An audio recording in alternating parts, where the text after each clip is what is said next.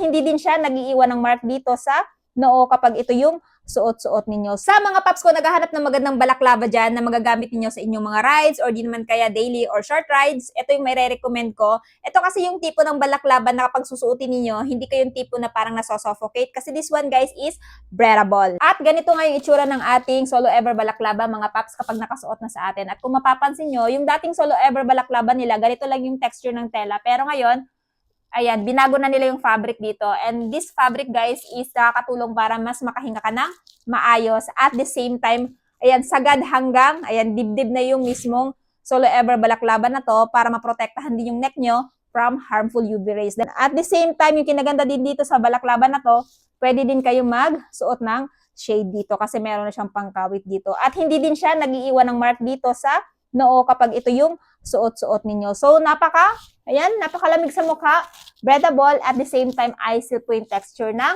tela niya dito. At syempre, kung interested kayo dito, aside sa color black, meron din silang dark gray na available. So, kung interested kayo dito at gusto nyo i-try ito, idadrop ko na lamang yung link ng Solo Ever balaklava na to dyan sa baba.